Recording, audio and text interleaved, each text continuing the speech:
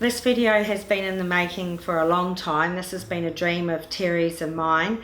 Really, we want to tell our story, and we're now 8 years down the track with Seamus and Caitlin. We're still working on both children, but we have come a long way from those early days, and especially the first diagnosis of moderate to severe autism. We can treat these children and do something, so Terry and I really wanted to be able to tell our story. We finally met the right people, Amy to help us tell the story, and with the Soul Foundation helping us contribute to it financially. It's finally all come together, so really hope you enjoy the talk and the video. Hi, I'm Anita from the Kefir Mum. This video is something we really wanted to do for a long time, so it's a big work in progress. I'm going to tell you a bit about the background of our family and why we ended up making coconut water kefir, and how my children not only changed my life, changed my lifestyle, my beliefs and my job. In 2006 we had our first child, Seamus. He struggled from the start. At 7 months I had incredible pain one weekend. The doctors couldn't work out what was wrong.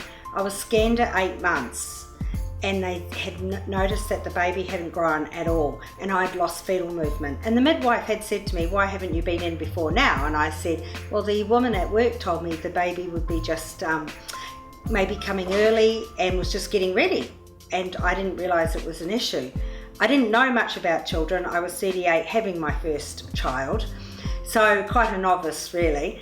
So we scanned, so that weekend, that was on a Friday, and that weekend Seamus, we had absolutely no movement. By Monday morning, my first lot of my instincts ever kicked in, and I didn't know that I would have to rely on them so heavily in the next few years. So the specialist says to me, "I think you'll be having the baby this week." I said, "No, I want the baby today." He says, No, we've got 12 C-sections going through North Shore. There won't be time for you. I said, "I don't really care. You can do me 10 o'clock tonight." Seamus was born at 9:15 Monday night. Seamus struggled from birth. He was very small. He was underweight, jaundice, colicky, refluxy, constipated, didn't feed well, wanted feeding sort of every half an hour, didn't sleep for long periods. So we progressed on, and I didn't really know what to expect or think that there was that much wrong at that stage. But as he got older, it became more apparent that there were more problems. Seamus didn't like loud noises. Seamus didn't like the Wastemaster lawnmower. He would have severe meltdowns. Seamus was projectile vomiting by that stage up to 9 times a day. That was on a regular basis. He didn't sleep well at all. He would wake from 1 to 5 every single morning and scream. He had a little bit of eczema, very bad bowels, extremely constipated, very bloated, very skinny the rest of his body, and huge dark circles under his eyes.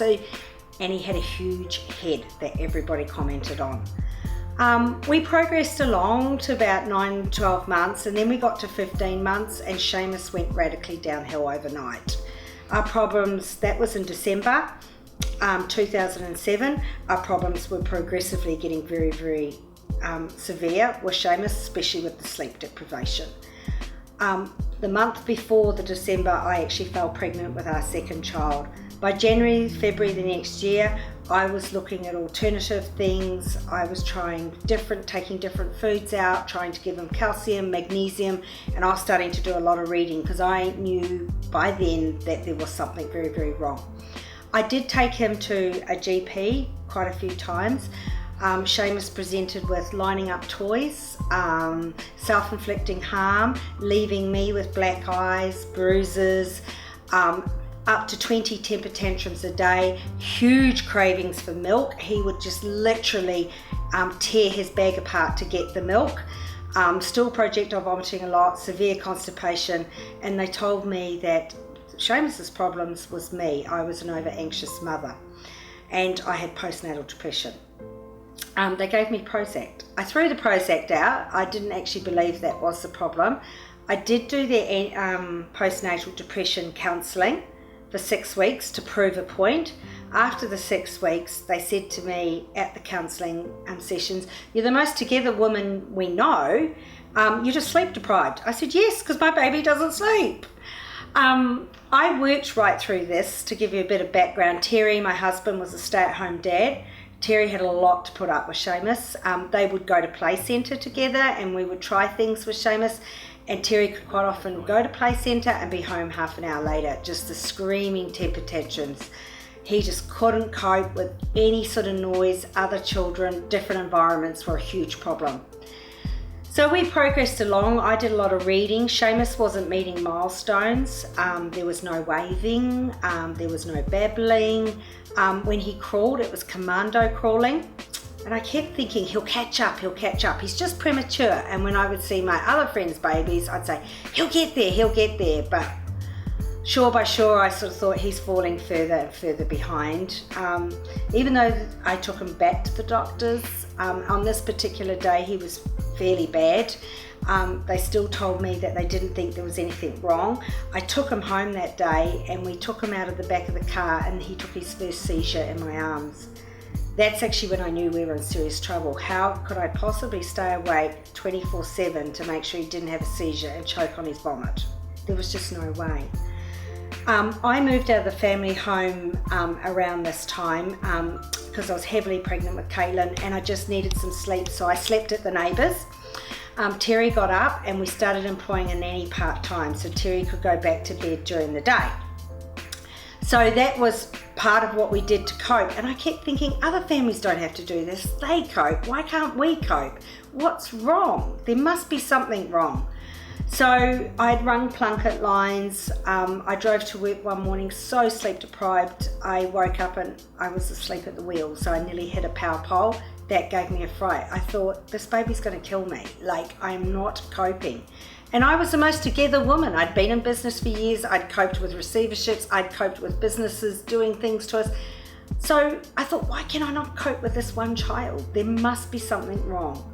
So we went on, and the neighbour's house that I was sleeping at, she actually suggested that we go to a homeopathy person. And at that stage, it had been suggested by the GP that Seamus maybe go to Wilson Home a couple of nights a week, to give us some sleep. And I thought, that's a slippery slope. They're going to take my child off me. So I closed in on myself and wouldn't ask for help. The worst situation that any mother can be in, to not be able to ask for help. So what we did is, this friend was very, very good to me, and in the end she said, no, you're going to go to a homeopathy person, and she insisted that we go. So we made an appointment with someone that she found for us. And that was the first time someone listened. I spent an hour and a half with Marie, with Seamus and Terry. It took 2 parents to be there because Terry had to try and keep Seamus occupied. He was a small room, he was banging on the door, he wanted to get out. He was in full flight, throwing things around, and it was really difficult, but we persevered through. And if you've ever done homeopathy, it's a lot of questions, especially about the parents' background, grandparents. They build up a whole picture and they really, really listen. So some of what Seamus was doing, I remember my mother saying that I did too. So I knew there was something more there. She knew that day what was wrong with Seamus, but she wouldn't tell me. I was 6 weeks off giving birth and I wasn't in a good state by that stage. I was going in and out of hospital with Caitlin from pure exhaustion. So what we did was, she told me I had to go gluten dairy free. That was the first step, and start doing some remedies and some Bowen. So being the desperate mother I was, I ripped the cupboards apart, went to New World.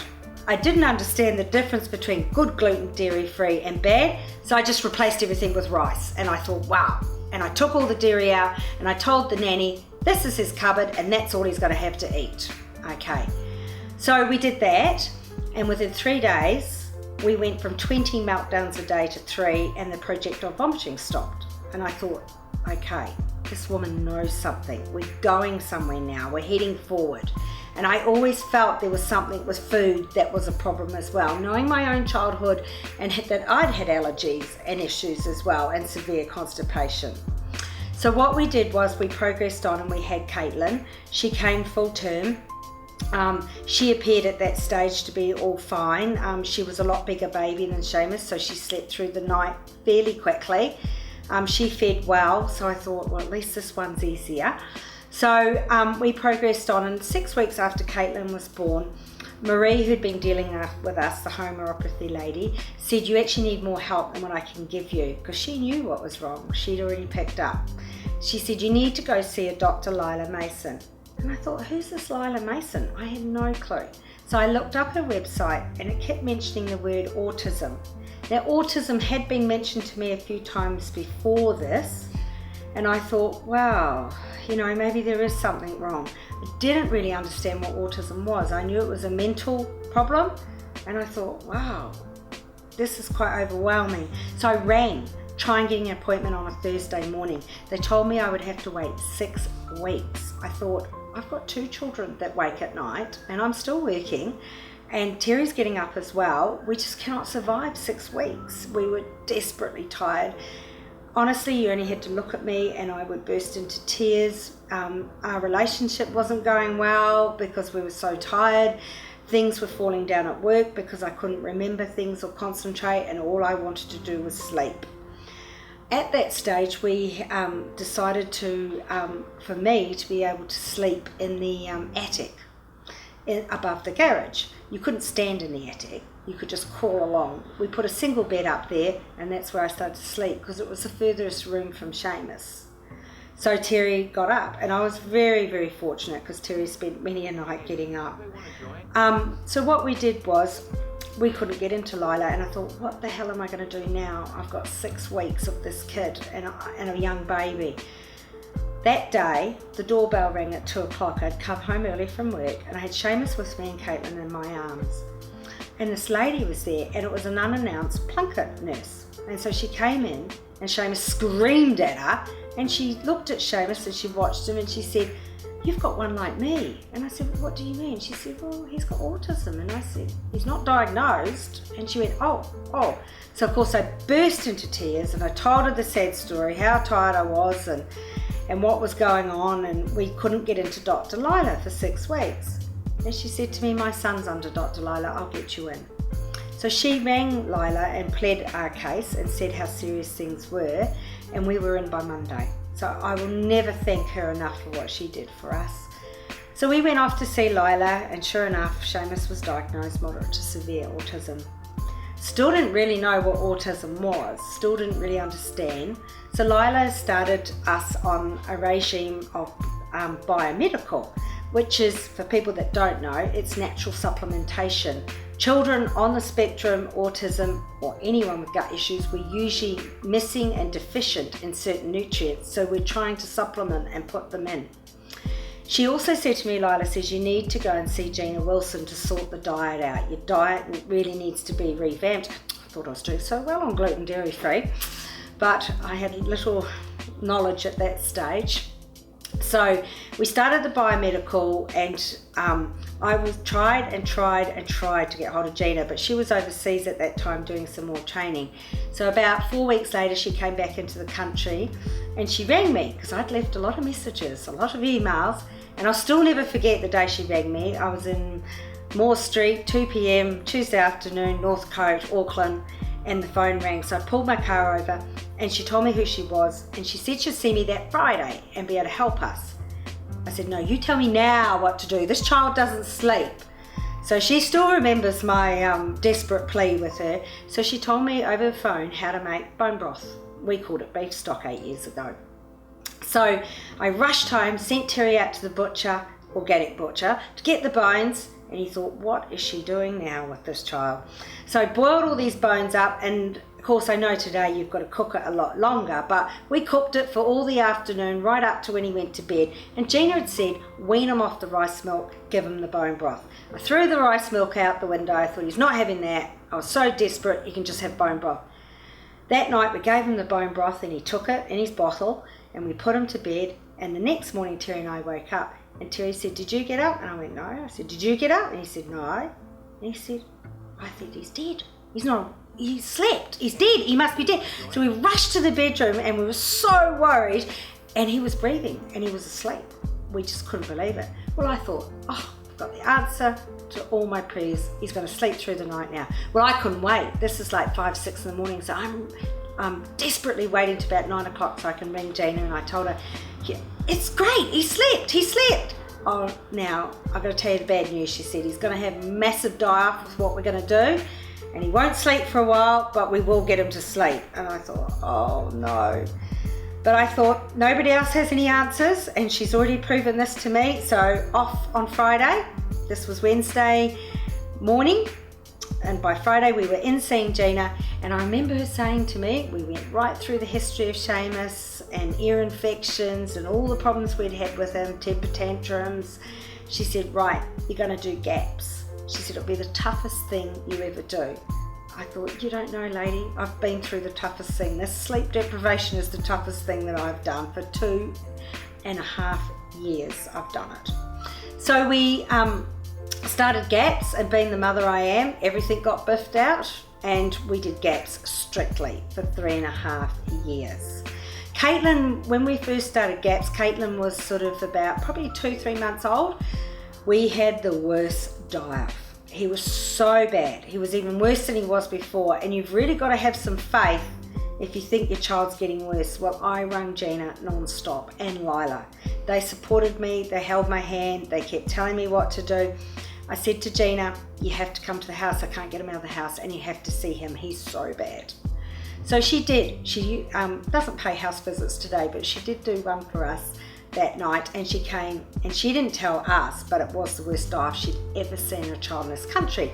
So she rang a specialist overseas to say, look, am I doing the right thing? Do I tell the parents to pull the pin? Do I stop? This is bad. Thank God that specialist said to her, no, you nurse the parents through it, hold their hand, get them there. The worse the die-off, the better the results. Probably with what I know today, we wouldn't have done everything so quickly. I changed Seamus's diet like overnight. So we went on to gaps, we cut out all grains, we were doing bone broth, we started making fermented coconut water, we were giving him sauerkraut, we were giving him kraut juice, we were doing biomedical. It was too much. So probably my biggest recommendation to mothers like me, or people that have got gut issues that are trying to make changes, do it slowly. Okay, and you don't suffer as much die-off. We used a lot of charcoal through die-off. Charcoal we used at desperate times, and in the end Seamus would ask for charcoal. He would point to the bottle, and we just open a capsule and put it in some water, and he would just drink it, and within sort of like 5-10 minutes of him drinking charcoal, he would instantly calm down. So charcoal binds everything together in the gut and helps push it through. The only thing is with charcoal, it does take a lot of nutrients away too. So we only used it when we were very desperate with him. So we went on, and honestly 6 weeks to the day we started to see changes. They were small, his behaviour started to get better. We still weren't getting a lot of sleep. That was still a big problem. But after the 6 weeks, when we sort of progressed from there to 3 months, instead of being up 5-6 hours a night, he started being up 4 hours a night. And then we would have 2 hours a night, and then we might go to 3 hours, and then we would have a night where he'd sleep through. And then we would go 2 more nights up, a night down. So eventually it got shorter and shorter and shorter. It took approximately 5 to 6 months from the day we started everything that he slept through the night. In fact, Seamus slept through the night for 1 whole week, and I was diagnosed with breast cancer that next week. So maybe that was going to start to get some relief. I had felt a lump in my breast soon after Caitlin had been diagnosed. Seamus had been diagnosed, sorry. And what happened was I did go to a doctor, and she gave me a mammogram, and she told me, but it won't be breast cancer. You'll be fine. And because she said it won't be breast cancer, I was so tired. I couldn't even think to pick up a phone and make some time or an appointment for me. Everything was about Seamus. Everything was about cooking that next meal, cooking broths, making sauerkraut. Because 8 years ago in New Zealand, you could not buy kefir, you could not buy bone broth, you could not buy sauerkraut. You had to do everything yourself. So it was extremely time consuming. Terry made all the sauerkraut. Terry made the kefir. I did the gaps cooking.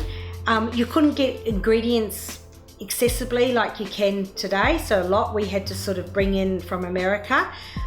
Even the organic shops didn't stock coconut flour on a regular basis, and that was my base for everything since he couldn't have grains.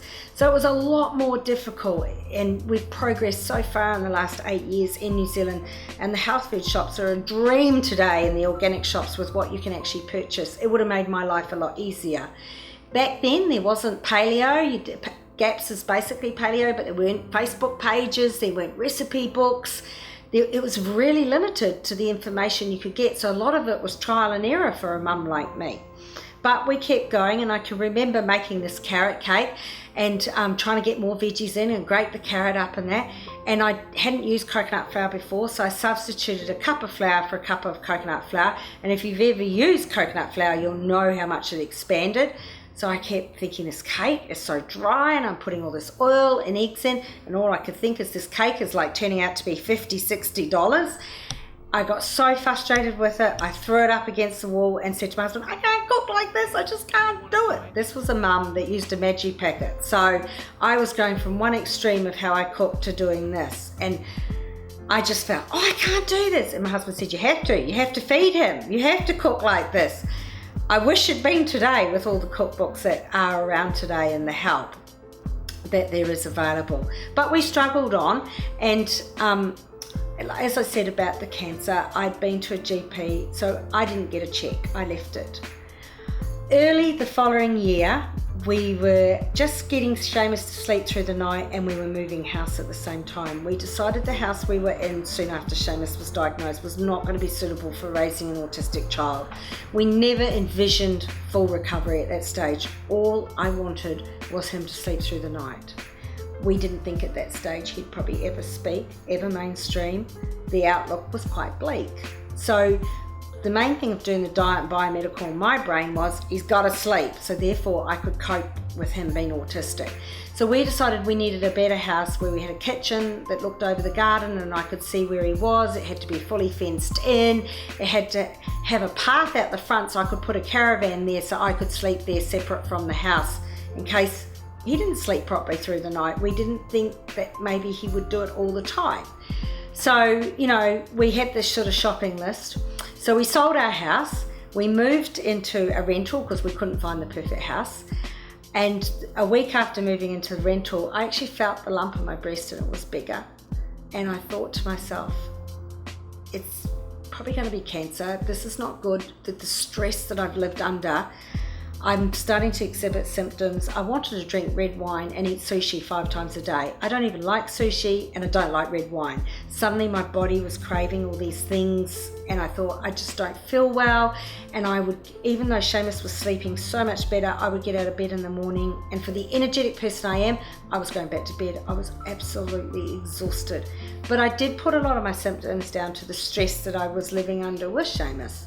So I went to another GP and told her and showed her the lump, and she said, you've got tenderness under the arm, so it won't be breast cancer, but here's a mammogram. And I looked at her and I thought, I think you're wrong.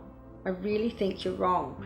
But I went off. I didn't tell Terry. 2 days later, I got myself in for a mammogram, and I went off and they mammogrammed me, and I'd never had a mammogram. I was only 40 at the time. They put me back in a cubicle, and a magazine I opened was an article on breast cancer. And I thought, something's telling me something here.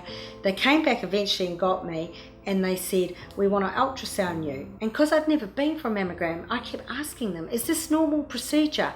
Nobody would answer me any questions. They were very kind and very nice, but said, let's just go through this.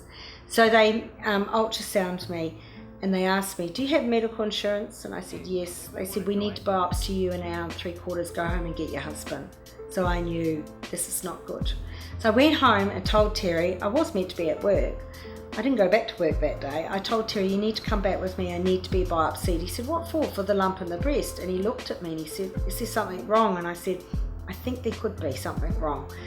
So lucky we had the nanny that day, so she had both children, and we went back and we were biopsied. We had a fabulous specialist, but he did keep getting the chairs out for me and sitting me down, and like I was going to fall off my perch that time.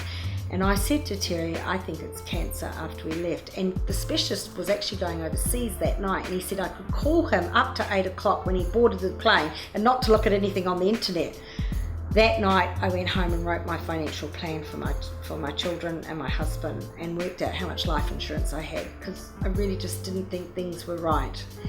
By the next Tuesday they had my results, and we went to see a specialist, and we were told straight away it was breast cancer. I can remember crying and thinking, oh, how much worse can things get, you know? And then I thought, no, you've got to pull yourself together. Your husband needs you, your kids need you. And I remember him saying to me, you can have a mastectomy or a partial. I said, no, you can take the whole breast off. I don't need it. And if you don't get your margins right, I've got a child with autism that needs me.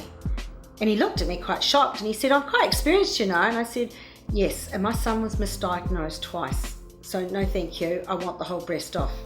No offence, but that's what I want. He said, you can have it in 3 weeks or have it Monday. Remember, this was Tuesday afternoon. I said, I'll have it done next Monday.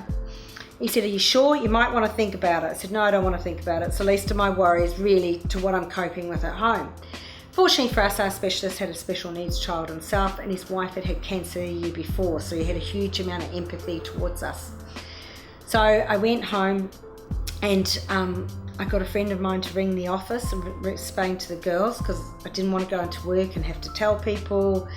I knew I had to have surgery the next week, so all I did was went to work, kept focused, organised everyone what they had to do, cook all weekend, so the kids had plenty of food, and off to hospital on Monday. Terry came with me. We had the full mastectomy, and that's when they find out in theatre whether it's spread or not, and that was the big crunch point for us. So they had taken lymph nodes out in the arm, and I knew when I woke up if there was 2 drains, it wasn't good. If there was 1 drain, I hadn't spread. So I can remember feeling down my side and thinking, there's only 1 drain. And I remember a nurse saying to me as I was coming around, she said, oh, I've got such an easy slide tonight. And I said, why? And she said, well, you're meant to be one-on-one nursed, because they thought it had spread. So I was pretty lucky. The interesting fact I've really found with it is they told me that the cancer started 18 months previous. Now I backtracked that back. That was at the 15-month period when Seamus went medically downhill, my cancer was activated. So the big thing anyone can learn from listening to me, stress. Stress breaks down our gut flora. It is such a big factor. And so many women that I've talked to that have had breast cancer in my work that I do today, I meet a lot of mums and a lot of people that just have gut issues. I ask them, if they've got cancer, did you have a big stress before you got the cancer? I haven't had anyone say no to me. It can be a marriage breakdown, it can be bankruptcy, it can be receivership, it can be someone dying. You could have nursed someone, your partner, with cancer. Stress is just so huge. So I recovered from that, and that was the start of my own health journey. And I was doing all this for the kids, but I hadn't really altered Terry's and my diet hugely. And I really started to look at it, and Gina, who'd been working with the kids, said you really need to take the kefir. I didn't understand the science behind the kefir that we were making for the children, but she said you need to take it. And what happened is Donna Gates was coming to the country, who's the body ecology lady. Fantastic books to read about gut health, and really into making the coconut kefir. We use her body ecology kefir starters to make our product with, and she was doing a free talk for mothers of autism. So I went along and listened, and she talked about cancer and gut floras and stress and antibiotics and environmental toxins, things that break down the gut flora. And I thought, she's just talking about me, That night I went home, I went gluten-free, and I started drinking the kefir. And I started to notice big changes for myself on the kefir, not just my kids. I started having no sugar cravings. That took about 6 to 12 weeks.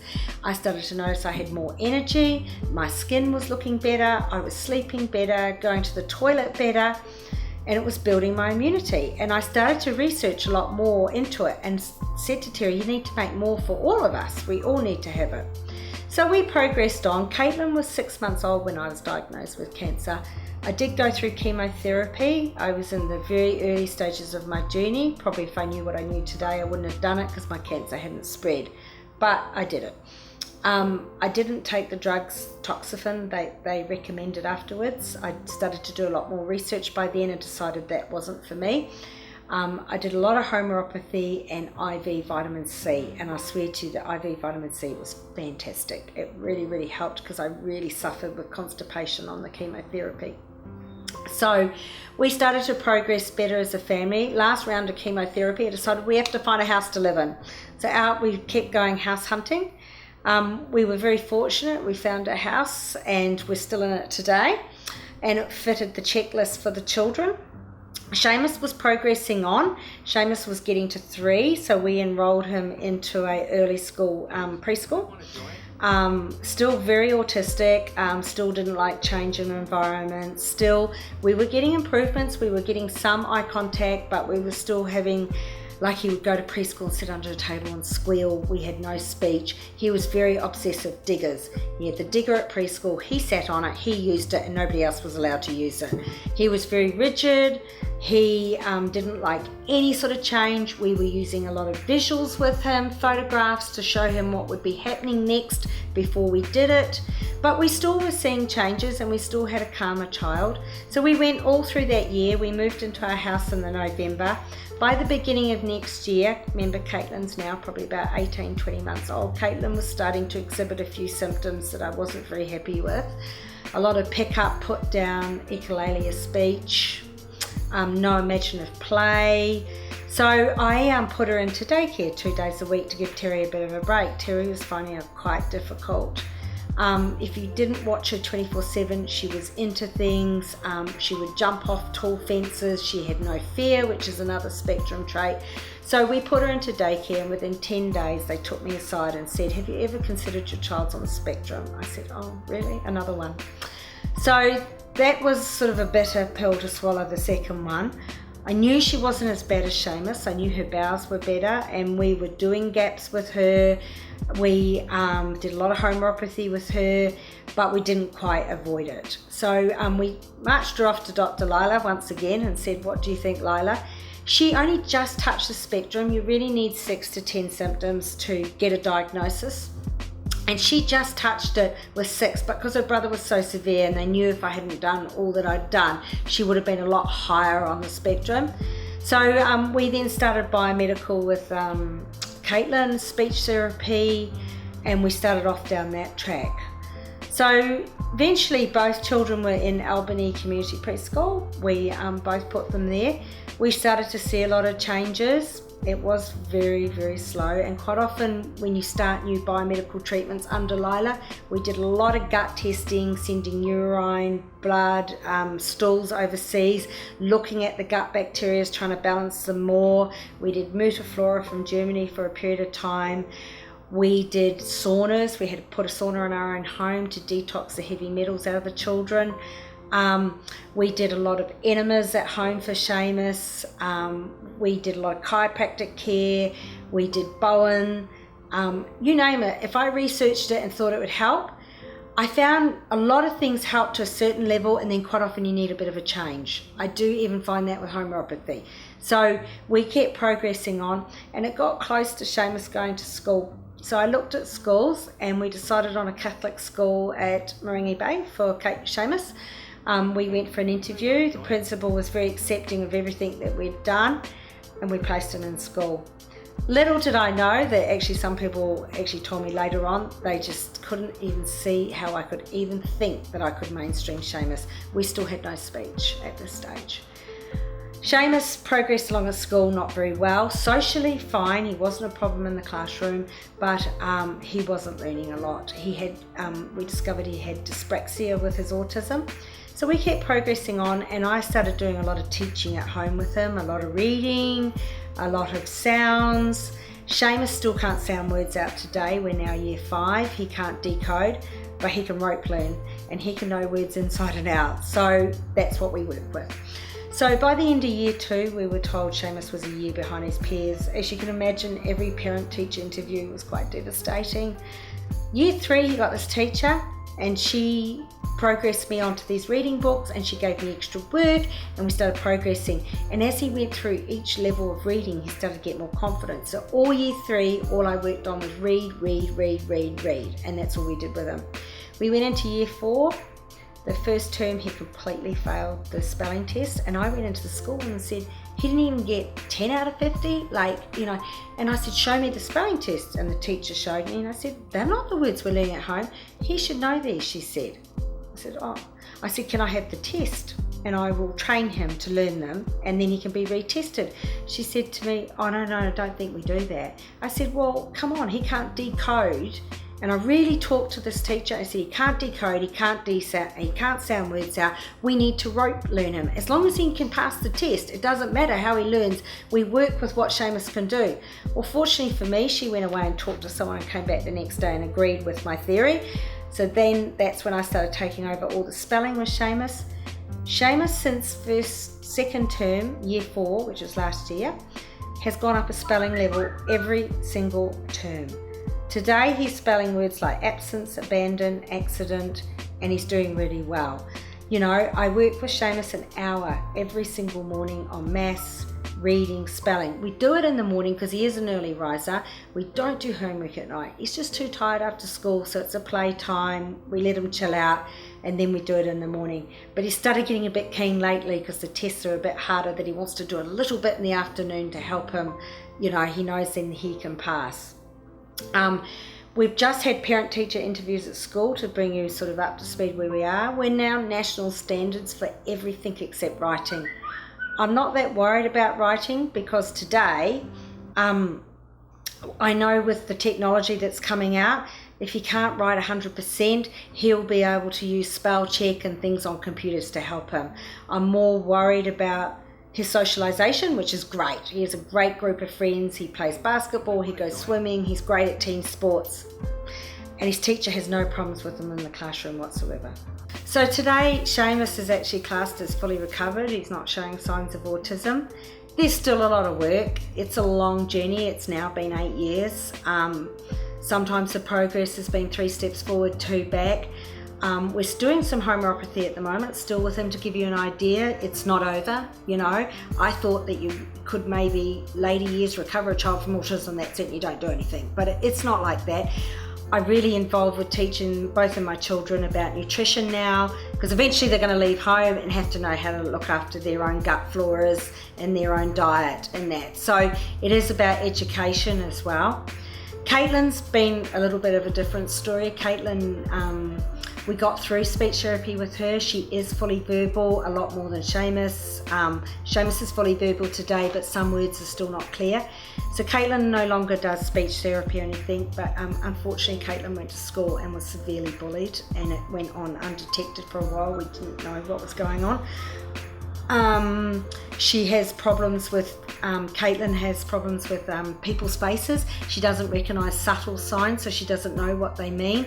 And through being bullied, this has put her back socially a lot. We removed her from school 3 weeks to the end of 3rd term last year. We were so desperate. And any advice, I shouldn't have stuck it as long as I did. She was bullied through year 1, and the main bully left at the end of year 1, so we persevered into year 2 thinking things would get better, but the 2 sidekicks that were bullying her were still bullying. So it didn't improve. In the end, we got so desperate. She was wetting her knickers every single day, major temper tantrums, getting in and out of school. She was beating me. She was throwing chairs across the classroom. Teacher was having problems controlling her. Teacher kept telling me it was me. She only plays up when I'm there. And it was all sort of my problem. And unfortunately, the teacher and I didn't see eye to eye. She didn't recognise that Caitlin had autism, but I said she's been diagnosed, she's on the spectrum. She didn't think diet was sort of appropriate with what we were doing. I just had no support from this teacher whatsoever. So in hindsight, I should have left far sooner. It was my biggest regret as a mother that I stuck it as long as I did. We removed Caitlin with no school to go to. And homeschooling wasn't a huge option for me because my kids need socialisation. I want them in the mainstream system. And because I do work full-time with the Kefir company, and I have to work full-time to actually keep my children in treatment. So I took her out of school, so desperate, and she just hung out with me for 10 days. And I actually didn't care whether she went to school or not. So I eventually started looking towards schools at the end of third term and went up to a school in Silverdale, north of us. So yes, it is an hour and a half school run every morning for mum, but I have got them coming home on the buses. So we went and looked at it and explained to the school what had gone on, and they took her on the next day. Caitlin has thrived at Stella. She's still my work in progress. She's 2 years younger than Seamus. We've still got a way to go with her socially. She's doing loads better by any stretch of the imagination to where she was. Since the day she left school, where she was being bullied, she's never wet her knickers again. The meltdowns are hugely reduced. We have no problem with her at home. Still at school, because she's so frightened of being bullied, anyone that does something slightly to her, she does struggle. So we're actually working with her at the moment a lot with homeopathy. So, it's not perfect there yet, but it's great improvements over a year. And I think the damage that's been done through bullying is something a lot more significant than I realised. I thought maybe when she left school, the emotional scars there are pretty hard to deal with for her. When she was being bullied, she had huge nightmares. She was biting windowsills at home. She was tearing a bedroom apart. I mean, all those symptoms have gone, but we still have to work on her socially. And where she is at Stella Maris, they've been really great. Last term she was in the social skills club, and they're doing one-on-one with her this term. So that's just going to take time, I think, to mend and heal from what she's been through. And even today I've been to the homeopathy lady, so she's on a new lot of remedies to help with that as well. So, I mean, some of these kids respond really well with homeopathy and chiropractic care. I have found some things that I've tried haven't worked for mine, but have worked for other autistic children. And it's like anyone with gut issues, all our gut issues are very, very different. So you do need to try different things, and I do really recommend to people to have some gut testing done if they are suffering a lot. It can answer a lot of questions and save you a lot of money in the long run of trying all these different things. If you know what gut bacteria is you're too high in or too low in, you can change that. For example, Seamus had one gut test and it came back that it was very, very high in Clostridia. And Clostridia causes speech delay. And I thought, wow, well that makes sense, So we had to do 2 rounds of vancomycin, which is a very powerful antibiotic that was prescribed by the specialist. I am not into antibiotics, but I knew this was the only thing that could kill Clostridia, but I knew that we would have to repair the damage that the antibiotics did. So we did SB, probiotics, Kefir, and a lot of bone broths afterwards for him. The first 2 winters after doing vancomycin, a lot of coughs, colds, a lot of immunity problems, which we hadn't had, but I knew why that had happened. So we just kept building on that. But the speech was amazing. The speech after doing vancomycin and killing Clostridia off made a huge difference to Seamus. So, there are things that you have to try, and Lila did a whole lot of biomedical after we killed the Clostridia off as well to help. So that made a huge difference as well. So you can see it's a very, very long journey. We sauntered probably 18 months. They don't need it now, so we've stopped doing that. So yeah, everything's for a period of time, and then you do need to activate change. So to really get on to why the Kefir company started, Gina did come to our house one evening, and it would have been well after I had cancer, maybe a year later, and she said to Terry, can I have some of your Kefir? She saw it sitting there on the bench. Terry said, yeah, sure. So he poured her some Kefir, and she went, hey, this is really good. This is better than what I can make. And Terry said, oh yes, I know how to ferment it properly now and get rid of all the sugar in the coconut water to make it tart and tangy. And we don't want the sugar, because the sugar feeds the yeast, the candida, and the bad bacteria. So that's the big aim of fermenting our kefir, is to get that as low as possible. She said, this is so good, I want you to make it for my patients. And I looked at her. I said, I'm running a full-time fashion business. I've got 2 kids on the spectrum. I've recovered myself from breast cancer. I'm doing all this cooking. And we have a huge vegetable garden that I'm growing all their vegetables, I'm not starting another company. For 3 months she persisted with me. So then we decided that we would make our batch, which was our first product that we ever made. It's a glass mother bottle and 4 frozen refills. And basically you drink the mother bottle down to a certain point, and then you add a defrosted refill, and you ferment it on your kitchen bench. It's sort of do-it-yourself kit. So we started selling these to, because that's how we made it at home, and we thought that would be easy for families that wanted to have it. It's 4.2 litres in a batch. So we started making that, and we had more and more families coming through Gina and Lila, and then more chiropractors heard what we were doing, and other people kept turning up for it. So it started to grow, this little business, and we really did it because we were so cash strapped with the kids costing so much with what we'd done for them. We needed some extra money to keep the biomedical done, so the Kefir company was really formed to keep helping Caitlin and Seamus with their autism. So I was still working, and then I was selling it. People were ringing me at work, and then I just sold it from work, and Terry made it. So the kids were more in preschool then, so Terry had a bit more time. Terry developed a website. He built that all ourselves. Remember, we had no money to start this company with. So we built it up slowly ourselves. Terry designed all our labels. And then eventually, sort of after 6-8 months, I said, Terry, people like this. Maybe, we should make a little bottle, and then I could go to shows and sell these little bottles, and then people could try it, and then they might want to buy the bulk buy, because the bulk buy was over $100. It was $110 at that time. So it's a lot to lay out if you hadn't tried the product. So we made these little 300ml bottles and went along to a show and sold quite a few at the first show, and I thought, oh my goodness. And then that's when we got our first retailer. Wasn't planning to go retail, wasn't anywhere near in my mind, but that retailer dumped us about 3 months later because nobody knew what coconut kefir was. So, I was doing talks at night, working full-time still in the fashion factory. We were cracking the nuts on a Friday night after work. We were sort of building this up, and I sort of became quite passionate about it because people were coming back and saying, wow, I'm really noticing difference by it. And I started to study a lot more about the coconut kefir.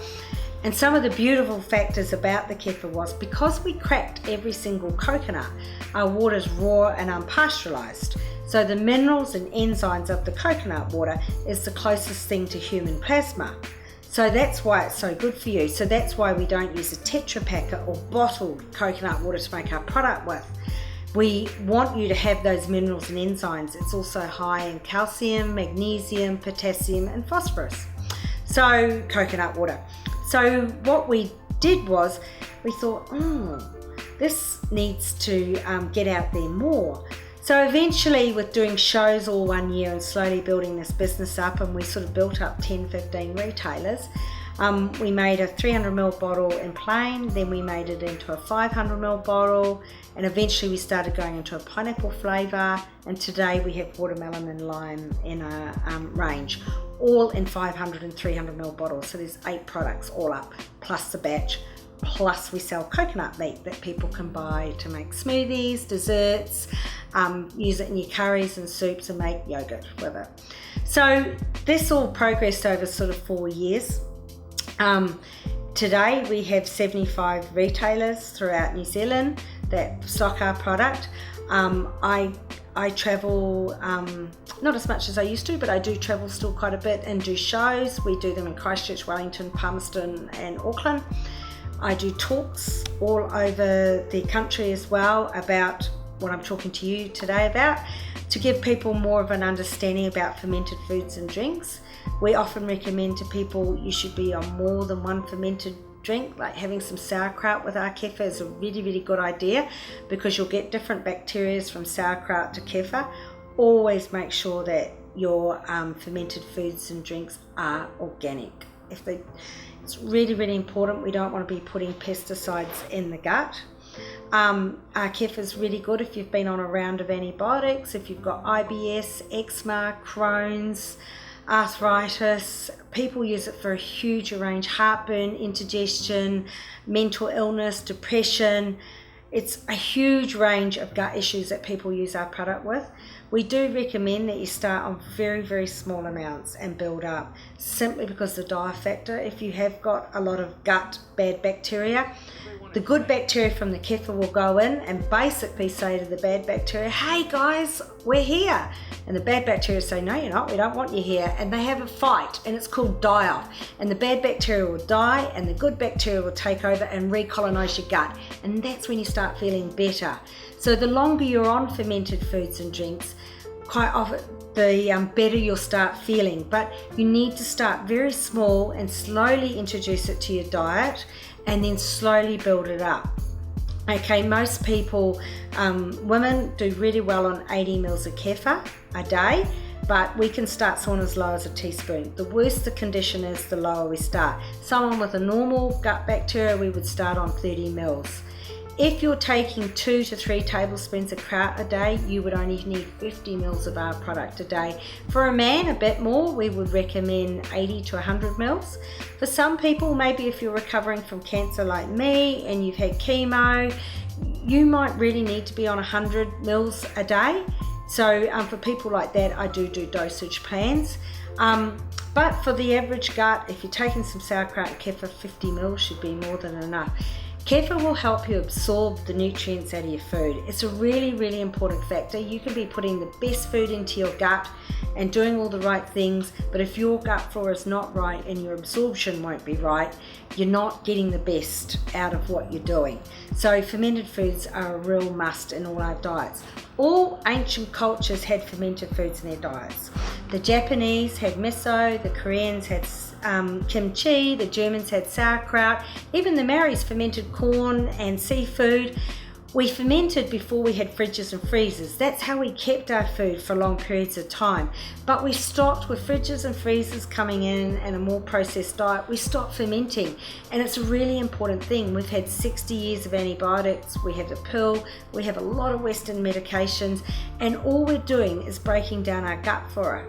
So if you look at me for a really good example, in my childhood, I had a lot of gut issues, severe constipation, hospitalized regularly, allergies. I couldn't have tomatoes, I couldn't have oranges, which is Caitlin's problem, the phenols in them. My mother did work out to a certain level of what I couldn't tolerate. I had huge behavioural issues. I ran away from school. My mother put me in a home at 7. She couldn't cope with my behaviour. She needed a break. So I was in a home for 2 weeks. I was regularly hospitalised for digestion, constipation, but they just couldn't ever get on top of it. They didn't know what we know today. Maybe if I just had some good probiotics and kefir, the outcome would have been a lot better. A severe chronic fatigue by the time I was 16, I was diagnosed. So I did a lot of work in my early 20s, but I still didn't know about probiotics and gut health to what I know now. So that's why if you meet a mother with children like mine, even mothers with children with eczema and colic and reflux, the mother's gut flora won't be 100%. Something I really want parents who have watched this video to take away from us. I remember when I found out I had the cancer, I prayed and I thought, can you just spare me to the older? And I had a very strong sense around the time of cancer I was going to do something. You know, I didn't know what. The Kefir company wasn't even a vision at that stage, nothing. But everything seems to have fallen in place, I suppose, when you have the right intentions or whatever. And when we still had the clothing business and we were building up the Kefir, eventually I said to Terry, I can't run 2 businesses anymore. This is exhausting. What I want to do is sell the clothing business, and I want to use that money to live off and get the Kefir company running. It was pretty scary. We had a mortgage, 2 kids with autism, and I'm chucking away at income. So that's basically what we did. We had homestays for a long time. We grew everything. We basically lived on the bones of our backside to get the Kefir company up and running. It's been really, really important to us that people can have access to this product. And if we can just make it easier for some parent who's coming after us, that is really important. And I wanted to be able to keep doing my public speaking. There have been some really supportive shops. Joyce at IE Produce has been extremely supportive in all my talks, but a lot of my retailers have been, and I regularly do talks, and so many people have come to the talks and then emailed me afterwards and said, I'm doing this with my child, I'm doing that. Hence, this is the reason for this video. We want to get the message out there more. We want people and parents and people with gut issues to recognize nutrition is so important. The mints are so important, some natural supplementation, and seeing someone professional that can help you is really the first step in the right direction. I couldn't have done this all on my own. Do your own research and due diligence. It's really important. The reason we use the Body Ecology Kefir starters is that they are a controlled ferment. We know the exact bacteria in our product. We don't use grains. I'm not saying they're good or bad, but the reason we don't is you don't know the probiotics that are in there unless you've got a whole lot of testing done, which is very expensive. So we like the controlled ferment simply because we know it works every single time. We have even emails from Australia on a regular basis asking when are we going to export to Australia, because one lady actually just rang me this week and just said she found the product so good and settled her gut so much. That's why we keep going with the Kefir company. Who knows what the future holds, but if we can make life a bit easier, I never want any mother to suffer or father like we did. And it really, I don't know if you know the stats, but it's something like 90 to 95% of marriages break down with children with disabilities, basically, not just autism. A lot of our autoimmune diseases are caused through the gut. If you're having problems, start looking at your gut, okay? Start building that gut flora up. It is so important. There have been lots of highs and lows on the journey. We've met some incredible supportive people who treat my children and treat them for next to nothing to help us. Again, my bit is putting things back into the community and helping other parents, helping schools to become aware. We need to change the cultures in schools. It really disturbs me when there's chocolate fundraising or giving ice creams as a treat. It's not a treat. We're actually being detrimental to our children. There are other ways that we can do things.